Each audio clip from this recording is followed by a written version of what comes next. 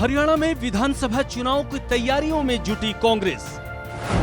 दिलचस्प मोड़ पर आई कांग्रेस नेताओं की टिकट की दौड़। बीजेपी प्रदेश चुनाव समिति की 15 घंटे की मैराथन बैठक। सितंबर के पहले सप्ताह में बीजेपी की लिस्ट जारी होने की संभावना। विधानसभा चुनाव के मद्देनजर बीजेपी और कांग्रेस टिकटों को लेकर मंथन कर रही है। बीजेपी ने हर सीट के लिए 4 नामों का पैनल तैयार किया है। पार्टी की प्रदेश चुनाव समिति की 15 घंटे की मैराथन बैठक हुई। अब गेंद केंद्रीय नेतृत्व के पाले में है। बीजेपी लोकसभा चुनाव के नतीजों के बाद मौजूदा स्थिति को भांपते हुए जिताऊ प्रत्याशी को ही विधानसभा इलेक्शन में टिकट देगी। बैठक के दौरान चुनाव समिति के सदस्यों ने अपने सुझाव और आवेदकों के नाम रखे। हालांकि पैनल के बाद एक नाम तय होने में अभी समय लगेगा। सितंबर के पहले सप्ताह में कैंडिडेट की लिस्ट जारी होने की संभावना है। इस बैठक के पहले दिन प्रदेश के 22 जिलों में 5 जिलों की विधानसभा सीटों को लेकर चर्चा हुई थी। दूसरे दिन प्रदेश के बाकी 17 जिलों की विधानसभा सीटों पर चुनाव लड़ने के लिए आवेदन करने वालों के नामों पर चर्चा हुई। बीजेपी की 15 घंटे की मैराथन मीटिंग में हुआ तय।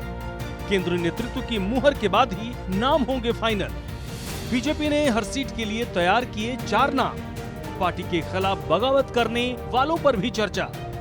वहीं दूसरी तरफ विधानसभा चुनाव की तैयारी में जुटे कांग्रेस कार्यकर्ताओं के बीच टिकट पाने की होड़ मची हुई है। इस समय कांग्रेस कार्यकर्ताओं की टिकट की दौड़ दिलचस्प मोड़ पर आ गई है। हरियाणा कांग्रेस ने विधानसभा चुनाव में टिकटों पर मंथन के बीच विधानसभा सीटों का गुणागणित भी तैयार कर लिया है। इस बार कांग्रेस बीजेपी को सत्ता से बाहर करने के लिए गैर जाट वोट बैंक पर भी ज्यादा फोकस करेगी। यही वजह है कि कांग्रेस इस बार टिकट आकलन में जाट कोटे के चेहरे की टिकट भी काटेगी। इसके अलावा 2019 के विधानसभा चुनाव में जमानत नहीं बचा पाने वाले उम्मीदवार भी पैनल से बाहर किए जाएंगे। साथ ही ब्राह्मण, पंजाबी, वैश्य और राजपूत के टिकट कोटे में भी इजाफा करेगी। कांग्रेस ने 2019 के विधानसभा चुनाव में 27 हलकों में अपनी जमानत जब्त करवाई थी। हरियाणा में जाट चेहरों के टिकट काटेगी कांग्रेस। जमानत जब्त 2 बार हारे नेता बाहर होंगे। ब्राह्मण, पंजाबी समेत 4 जातियों का बढ़ेगा कोटा।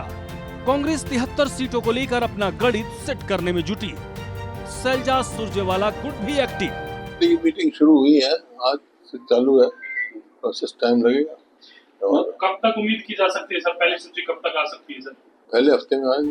बहरहाल हरियाणा कांग्रेस के सूत्रों के मुताबिक हाईकमान ने भूपेंद्र हुड्डा और कुमारी शैलजा को ये भी कह दिया है कि अगर वे राजी नहीं होते तो फिर हाईकमान अपने स्तर पर टिकट बांटेगा।